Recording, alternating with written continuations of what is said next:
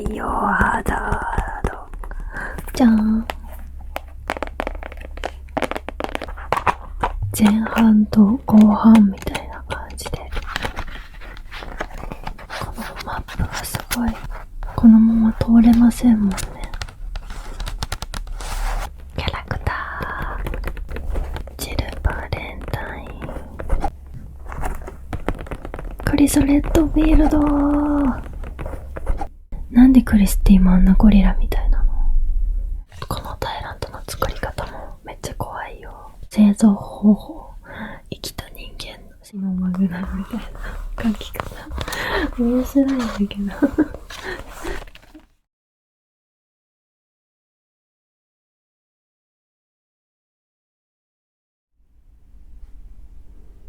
皆さんこんばんは。今日の動画は久々に攻略本を持ってきました。何のゲームかというとこれです。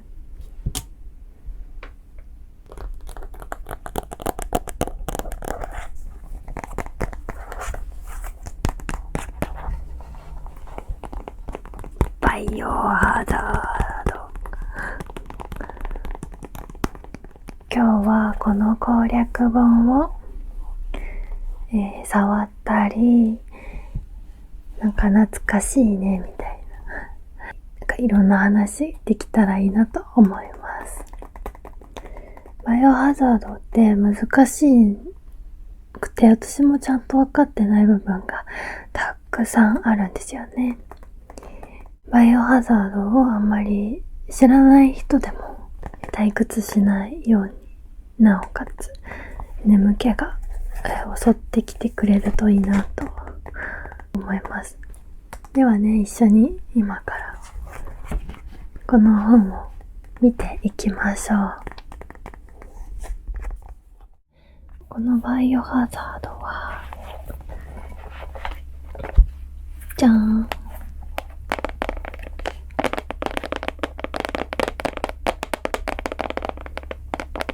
れはゲームキューブのバイオハザードで、何年に発売されたんだろう。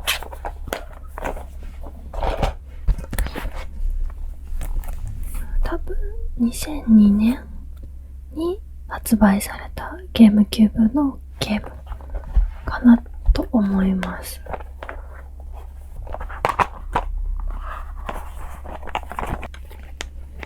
こうやってね、当時のゲームではディスク1枚にゲームが収まらなかったのかな。これね、前半と後半みたいな感じでストーリーが分かれててね、懐かしいね。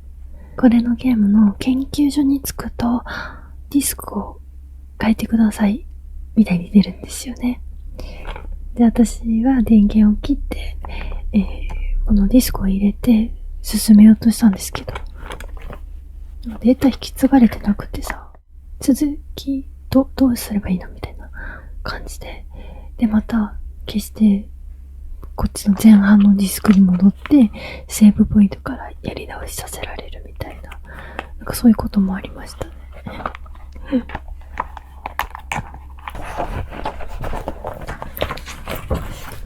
てかもうここがまずすごくない？20何年も前のゲームには思えない。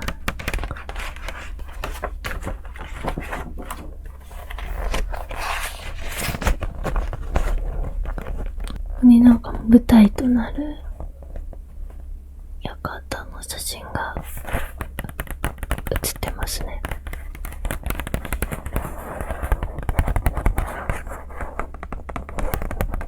この日に何があったのかっていうことが書いてあるので軽く読んでみます。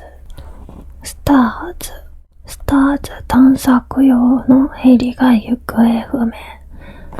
ラクーン市警に所属している特殊部隊、通称スターズのブラボーチームを乗せたヘリコプターが消息を絶っていることが24日の午前中に分かった。スターズの同チームは遭難者が相次いでいる。アークレイ山地ラグーンフォレストの現地調査に出勤したが、また通信が途絶えちゃった。だって。だからなんかのトラブルに巻き込まれた可能性が高いとして、スターズのブラボーチームじゃなくてアルファチームが探索に加わった。まあそれで多分アルファチームがこの主人公のジルとクリス。これ。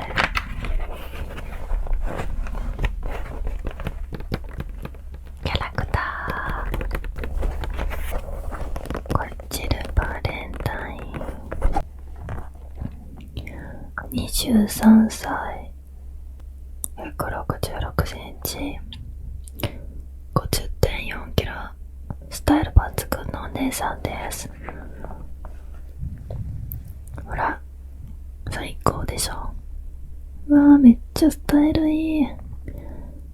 最高。クリス・レッドフィールド。すごいね、なんか、新入社員感強いね。見た目。15歳、大型。あ、181センチもあるんだ。80.5 キロ。クリスこの時ヒョロヒョロかと思ってた、勝手に。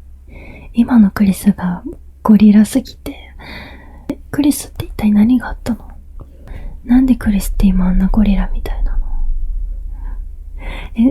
すっごい私謎で。ゴリスって呼ばれてますよね。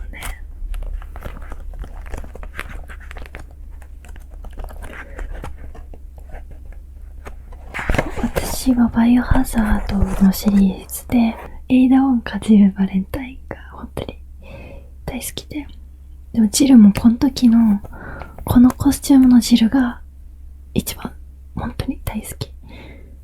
エイダ・ウォンはバイオハザード RE4 のエイダ・ウォンが大好き。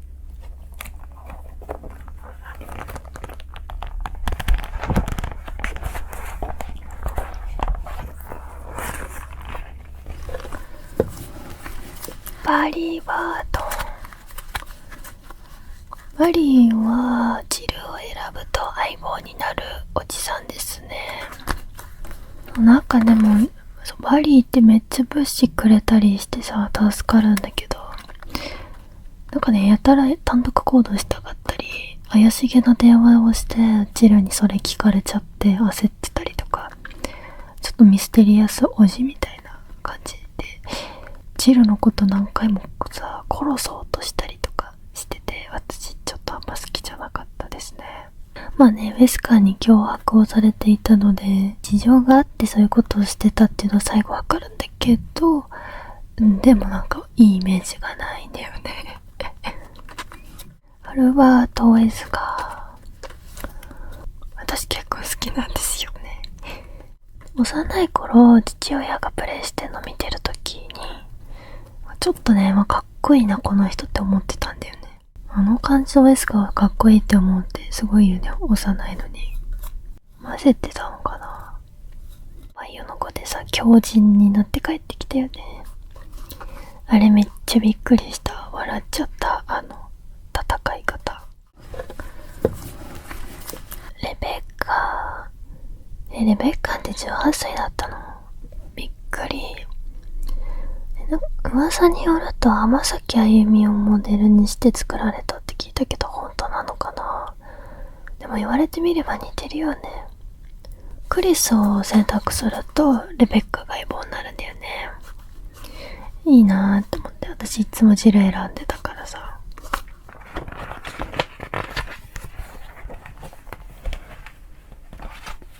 ちっちゃい時このね、モンスターの図鑑みたいな感じで、このページ見てんの好きだった。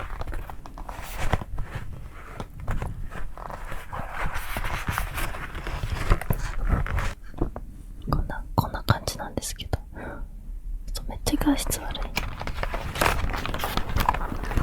T ウイルスの変異体の影響によって遺伝子構造が変化し、モンスター化した人間。そうそう、これはもう、どこにでもいる雑魚ゾンビみたいな感じ。クリムゾンヘッド、ケロベロス、ワンちゃん。これワンちゃんゾンビ。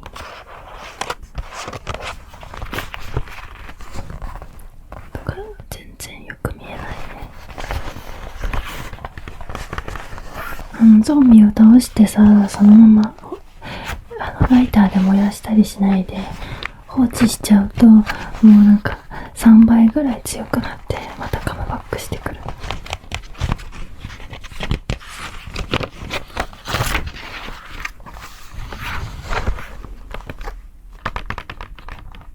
こんなのいたね。私これ毎回失敗してたな。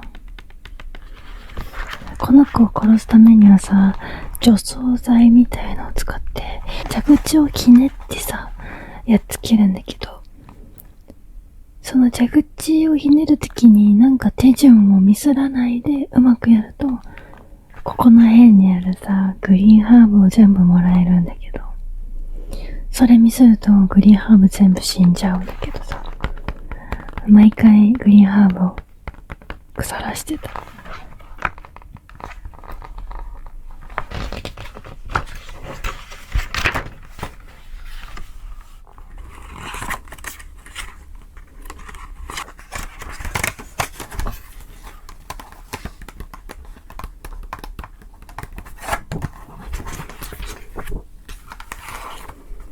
バイオハザードの敵の主役といえばこれかなって。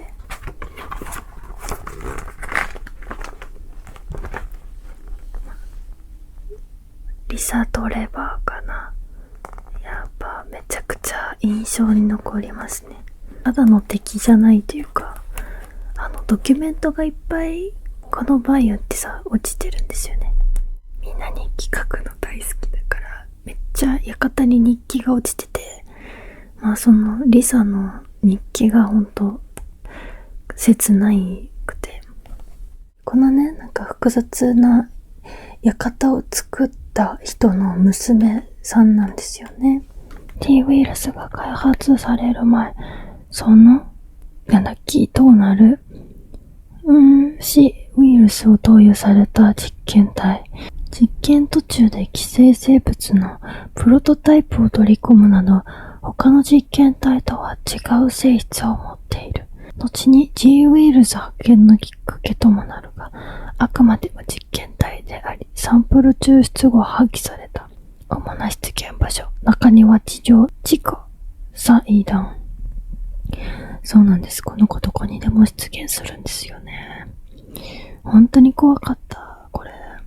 リーさんはもう勝手に実験体であんな体にされてしまって死ぬこともできず、大好きだったお母さんを探し回って、もうずっとこの館を徘徊してるっていう、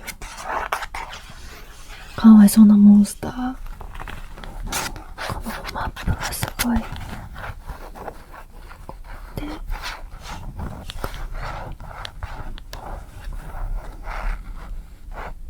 これ全部こうやってこのまま通れませんもんね。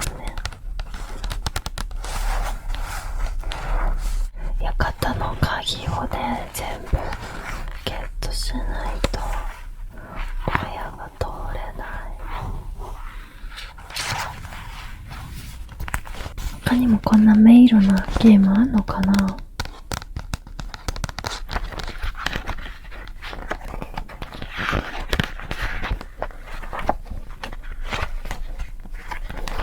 リサ・トレバーもだけど、ハンターっていうね、カエルと人間のハーフみたいなモンスターが本当にめっちゃ怖かったな。キメラもめっちゃ怖かった。画質が悪い。キメラっていうのは人間の女性のお腹にガだっけ、虫を受精させる。それでキメラが生まれたんじゃなかった。めっちゃ気持ち悪くて怖いし。これはラスボスのダイラント。本当にこれ当時震え上がって見てました。本当にお父さんやめてって感じでしたね。もう遊ばないでって感じながら怖かった。めちゃんこ怖いこれ。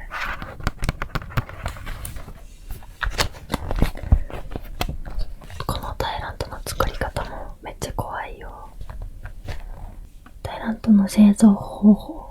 成人男性の生きた人間の頭蓋骨を麻酔もかけずに切り開き、脳の下垂体を切り取る。だって。でそれで切り取って、そうなんか、ストレスがやばいじゃん。ちょっと脳の刺激がやばいから、それでなんか、わかんない。覚醒して、タイラントが出来上がるんじゃなかったかな。確か。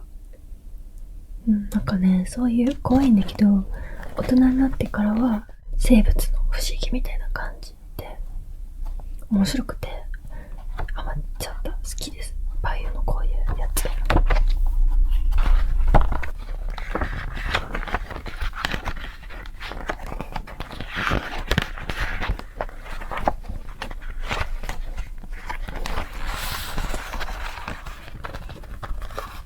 グレネードランチャーとか、火炎放射器、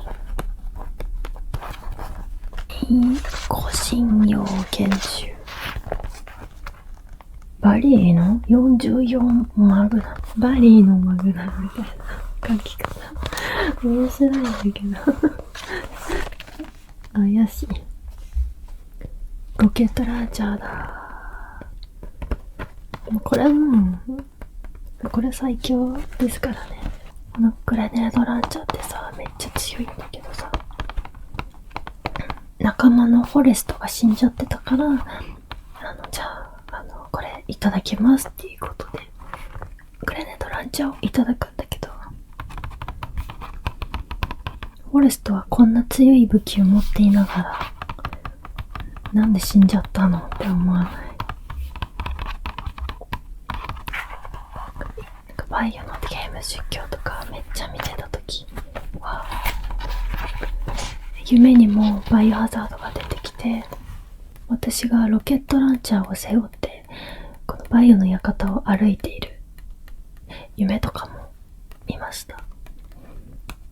これって一発しか使えないんですけど、雑魚系のキャラが館にもうめちゃくちゃ歩いてるっていう夢で、でも私ロケラン一発しか持ってないから、最強の武器を持ってるのにずっとロケラン撃たないで館逃げ回るっていう夢だったかな。面白いよね。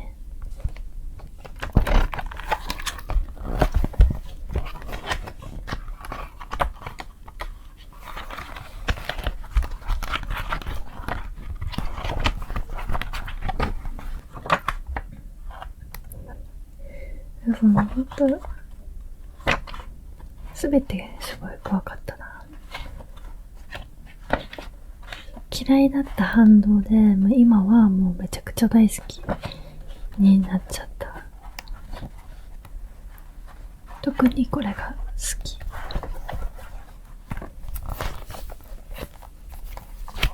レベッカはこのバイオゼロの主人公。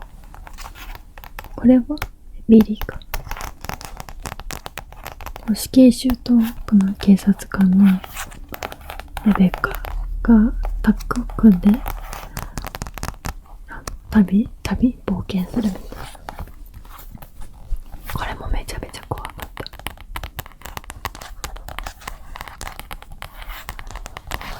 久々にまた遊びたくなっちゃう。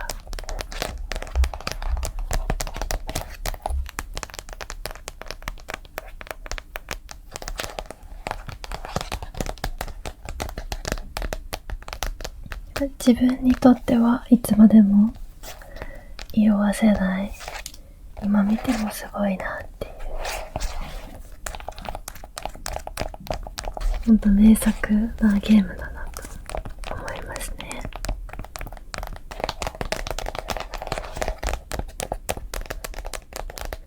本当に情報量がとても多いので、話したいこととか見せたいことばっかり見せちゃったけど知らない方もなんかって思ってくれてたら、で眠くなってもらえてたら嬉しいです。